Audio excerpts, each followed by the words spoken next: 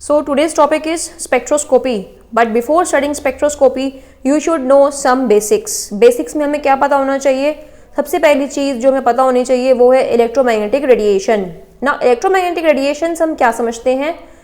कोई भी रेडिएशन, चाहे वो सन से लाइट आ रही है वो हो, चाहे बर्निंग फायर की हीट हो, चाहे माइक्रोवेव के रेडिएशन हो, चाहे एक्सरेज जो यूज़ होते हैं मशीन्स में उनके रेडिएशन हो, ये सब रेडिएशंस जो हैं ये एक टाइप ऑफ इलेक्ट्रोमैग्नेटिक रेडिएशन ही होती हैं।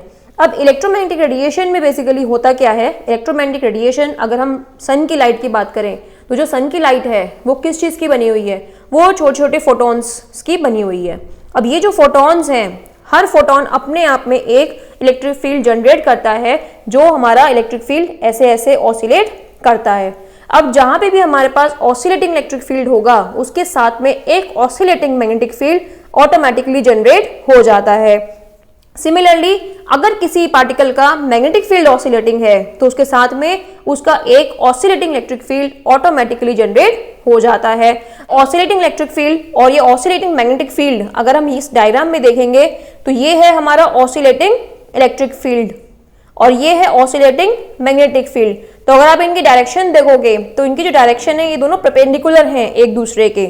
ठीक है, इसका मतलब क्या है कि जो एनर्जी है वो वेव की फॉर्म में ट्रेवल करती है। नाउ फोटोन की जो एनर्जी होती है that is given by E is equals to H nu. Nu क्या है यहाँ पे? फ्रीक्वेंसी। एच क्या है? Planck's constant. Nu is equals to होता है C बाय लैम्डा, यानी कि फ्रीक्वेंसी इज इक्वल्स टू होती है velocity of light divided by wavelength.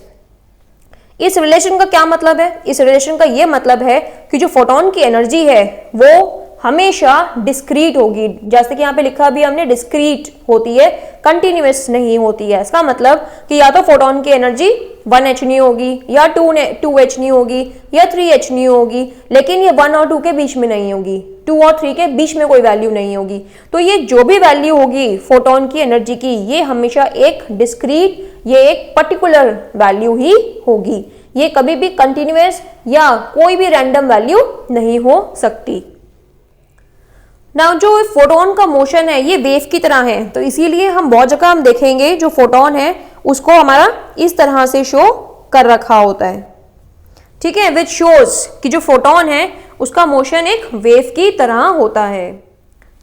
अब कोई भी वेव मोशन अगर हम देखते हैं तो हम देखेंगे कि ये जो ऊपर का हाफ होता है इसको हम क्रस्ट बोलते हैं और ये जो मिनिमा जा रहा होता है इसको हम ट्रफ बोलते हैं। अगर दो क्रस्ट के बीच का हम डिस्टेंस देखें तो इसको हम बोलते हैं वेवलेंथ।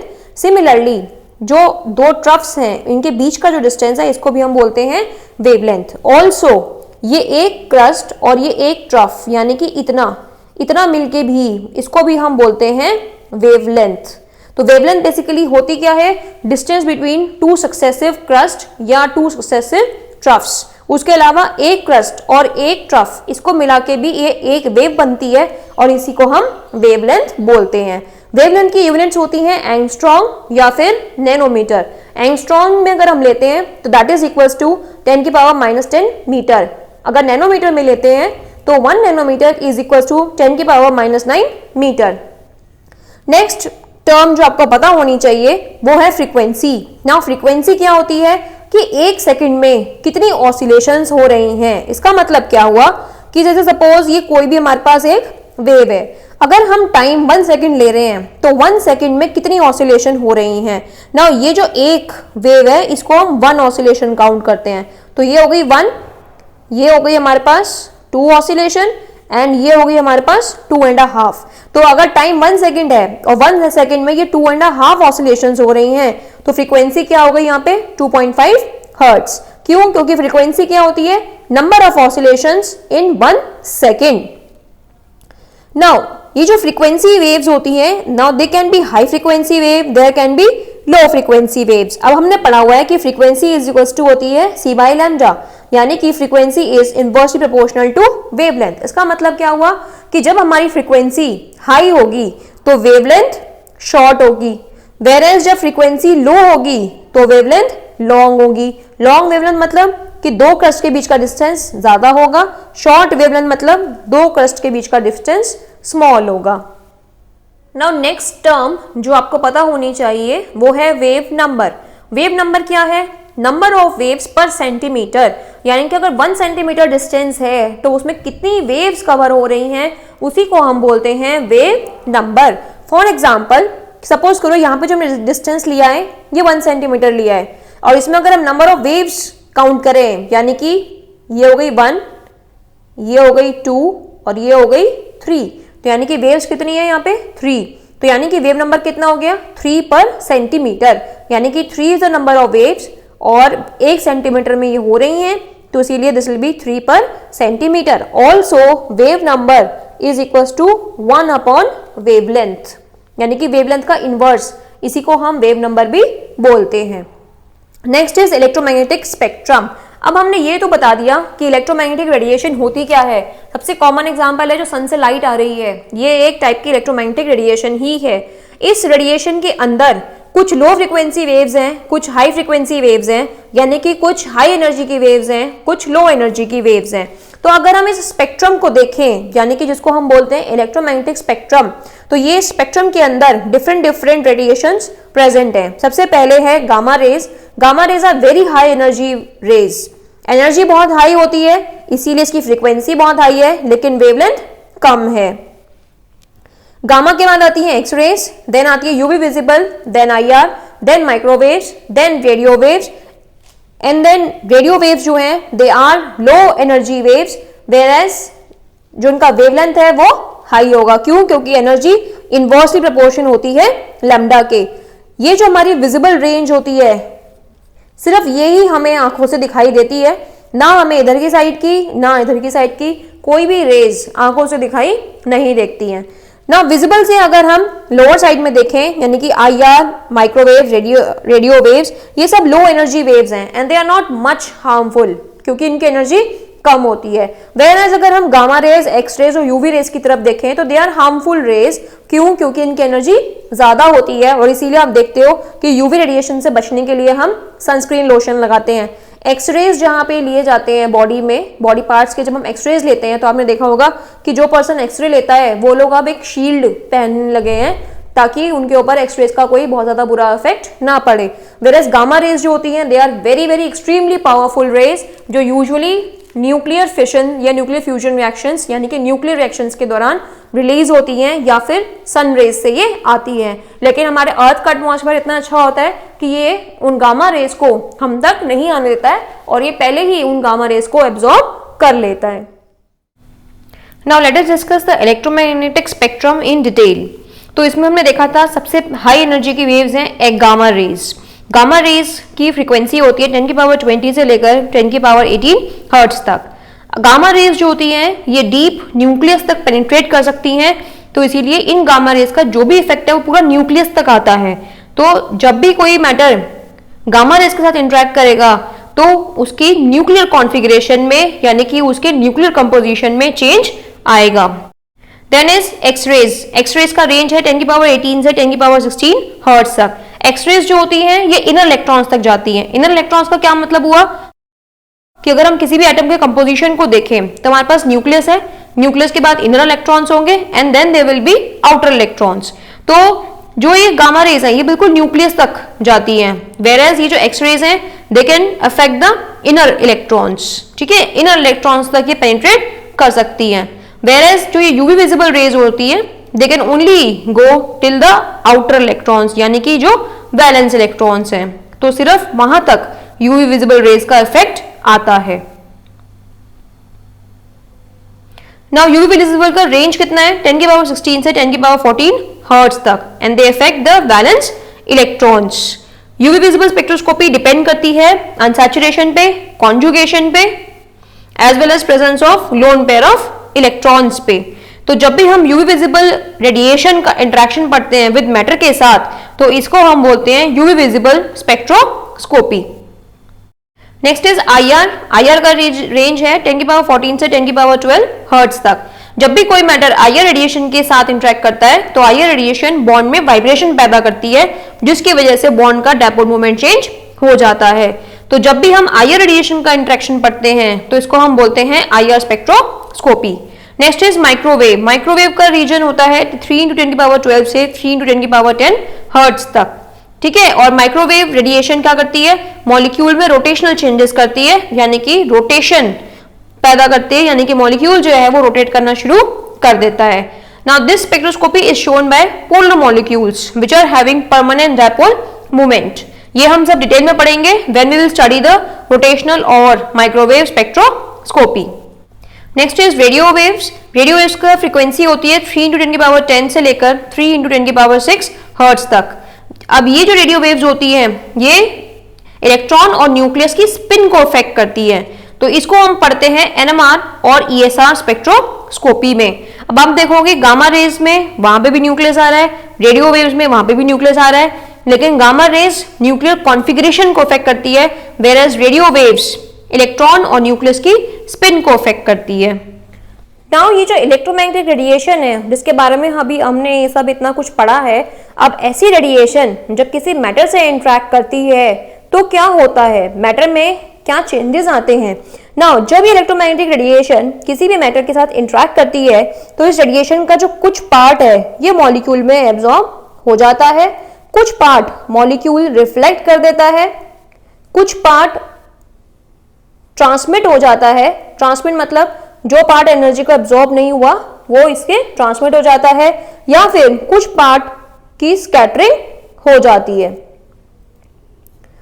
अब कुछ पार्ट ऐसा भी होता है जो एमिट हो जाता है, यानी कि ये जो एनर्जी थी इलेक्ट्रोमैग्नेटिक रेडिएशन की एनर्जी है, कुछ पार्ट इसमें एब्जॉर्ब हो गई, कुछ पार्ट इसमें एमिट हो गई, कुछ पार्ट इसका ट्रांसमिट हो जाता है, कुछ पार्ट की स्कैटरिंग हो जाती है, कुछ पार्ट का रिफ्लेक्शन हो जाता है।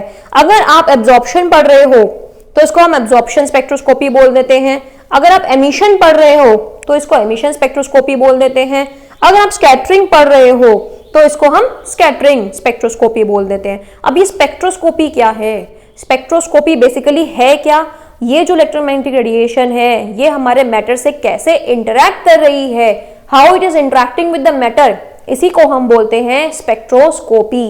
यानी कि स्पेक्ट्रोस्कोपी बेसिकली स्टडी है, किसकी स्टडी है, इस इलेक्ट्रोमैग्नेटिक रेडिएशन के इंटरेक्शन की स्टडी है, किसके साथ, मैटर के साथ। तो इलेक्ट्रोस्कोपी is the study of interaction of electromagnetic radiation with matter. Spectroscopy में हम बेसिकली 3 प्रोसेसेस को इंपॉर्टेंस देते हैं। वो 3 प्रोसेसेस क्या हैं, सबसे पहला है absorption, second is emission and third is scattering. तो हमारे जितने भी स्पेक्ट्रोस्कोपी के प्रोसेसेस हैं वो बेसिकली हमारे इन्हीं 3 फेनोमेना पे बेस्ड है, absorption, emission and scattering. Now अब आपको पता है जो मैटर हमने यहां लिया है, मैटर बेसिकली है क्या, matter is made up of molecules. Molecules में क्या प्रेजेंट होंगे, बॉन्ड्स, और बॉन्ड्स किनके बीच में बनते हैं, एटम्स के बीच में। एटम्स में क्या प्रेजेंट होता है, न्यूक्लियस एंड इलेक्ट्रॉन्स प्रेजेंट होते हैं, ठीक है। अब न्यूक्लियस में क्या होता है, there are protons, there are neutrons, यानी कि न्यूक्लियस में और इलेक्ट्रॉन्स में, इन दोनों चीजों में 2 चीजें होती हैं हमारे पास। वो क्या है कि या तो इनकी स्पिन इफेक्ट होती है या फिर इनका कॉन्फ़िगरेशन। इसका मतलब क्या है कि जब इलेक्ट्रोमैग्नेटिक रेडिएशन किसी भी मैटर से इंटरेक्ट कर रही है तो वो बेसिकली मॉलिक्यूल्स से इंटरेक्ट कर रही है, वो उनमें प्रेजेंट बॉन्ड से इंटरेक्ट कर रही है, वो उनसे जुड़े हुए एटम से इंटरेक्ट कर रही है, एटम्स में जो न्यूक्लियस और इलेक्ट्रॉन्स प्रेजेंट है वो इनसे इंटरेक्ट कर रही है, यानी कि वो इलेक्ट्रॉन की स्पिन, न्यूक्लियस की स्पिन, न्यूक्लियस के कॉन्फ़िगरेशन के ऊपर इफेक्ट डालेगी। यानी कि जो भी इलेक्ट्रोमैग्नेटिक रेडिएशन है वो मॉलिक्यूल के साथ, बॉन्ड्स के साथ, एटम्स के साथ, न्यूक्लियस के साथ या फिर इलेक्ट्रॉन्स के साथ इंटरेक्शन शो करती है। अब ये जो सारे इंटरेक्शंस हैं इन्हें हम अलग अलग स्पेक्ट्रोस्कोपीज में पढ़ते हैं, या फिर मैं इसको इस तरह से कहूं कि जो इलेक्ट्रोमैग्नेटिक रेडिएशन है उसमें डिफरेंट कंपोनेंट्स हमने देखे थे, gamma rays, X rays, UV visible rays, IR rays, हर रे का अपना अलग इफेक्ट पड़ता है। कुछ रेज इलेक्ट्रॉन्स को इफेक्ट करेंगी, कुछ रेज न्यूक्लियस को इफेक्ट करेंगी, कुछ बॉन्ड्स में वाइब्रेशन पैदा करेंगी, कुछ मॉलिक्यूल में रोटेशन पैदा करेंगी, कुछ एटम को डिस्टर्ब करेंगी, कुछ मॉलिक्यूल्स को डिस्टर्ब करेंगी।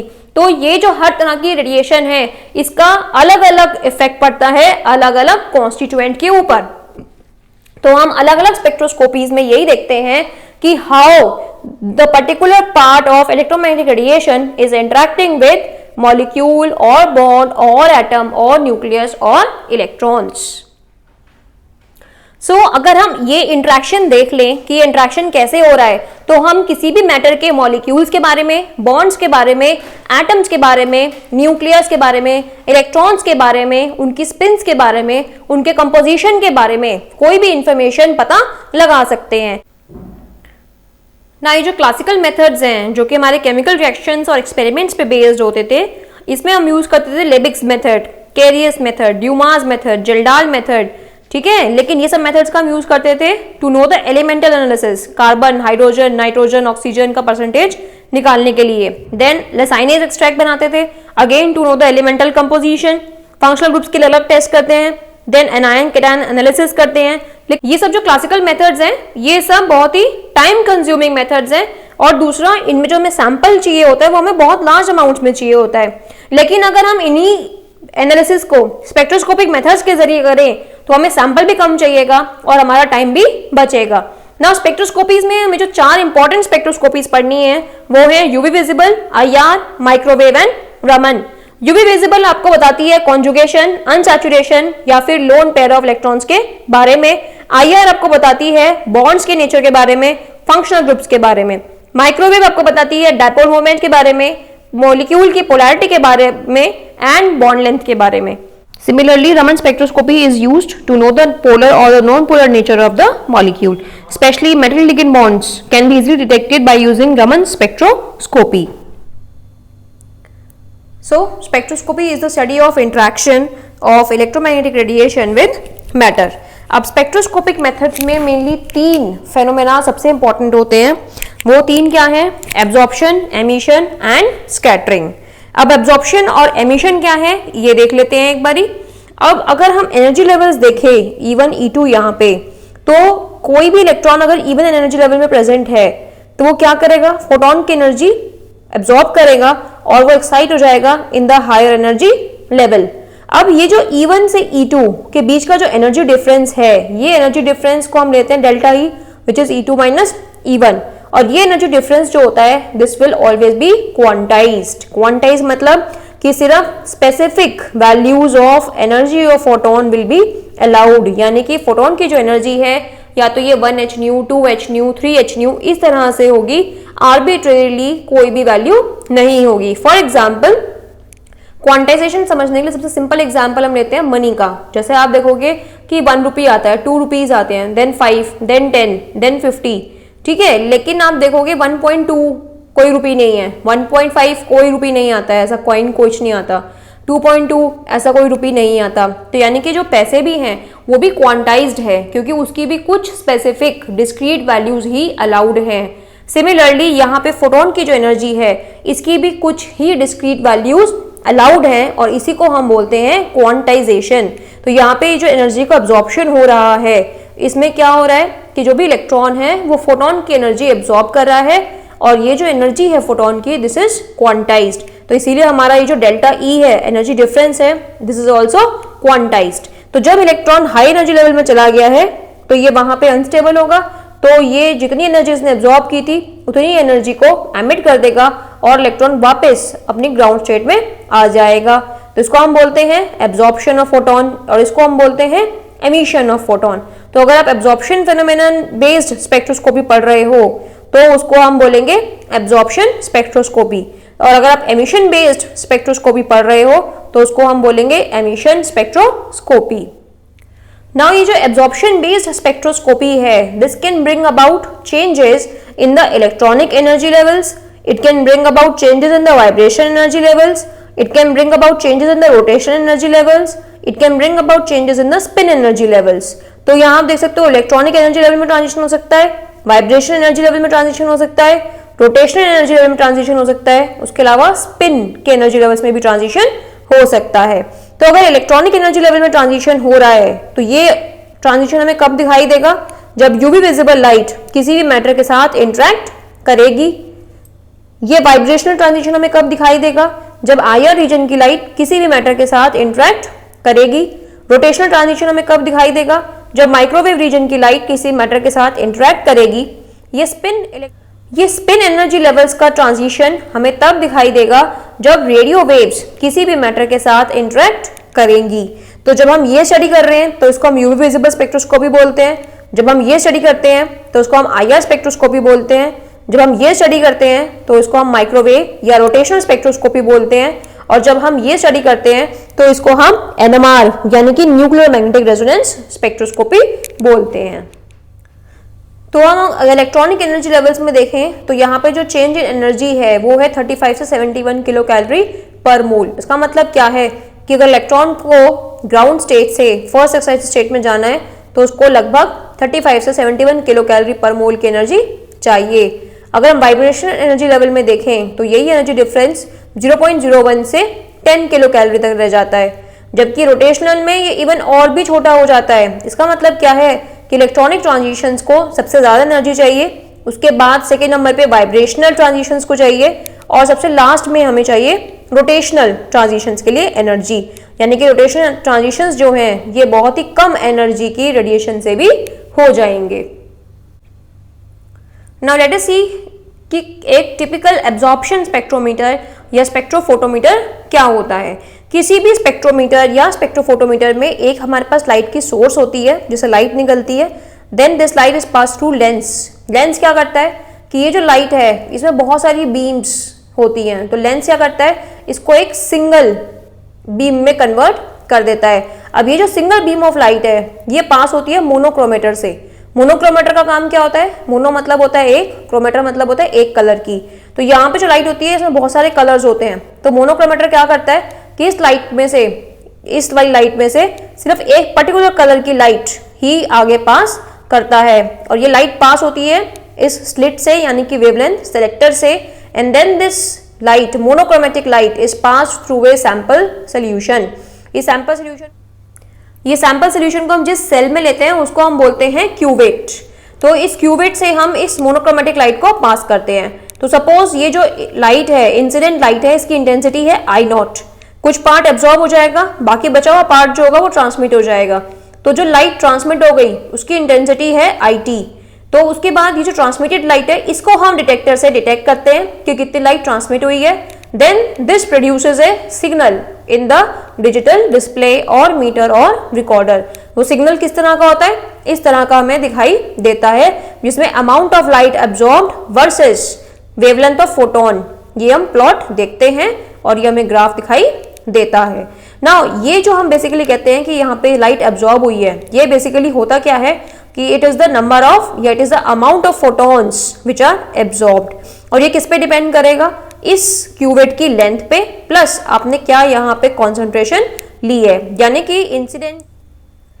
कि इंटेंसिटी ऑफ लाइट एब्जॉर्ब्ड किस पे डिपेंड करेगी, इस सेल की कॉन्सेंट्रेशन पे प्लस इस सेल की लेंथ पे। तो अगर हम यहाँ पे देखें this IT by I0 is called as the transmittance, और ट्रांसमिटेंस और एब्जॉर्बेंस में क्या रिलेशन है कि एब्जॉर्बेंस इज इक्वल टू होती है minus of log of transmittance. So this is equal to minus log of IT upon I0, और IT क्या है ट्रांसमिटेड लाइट की इंटेंसिटी और I0 क्या है इंसिडेंट लाइट की इंटेंसिटी।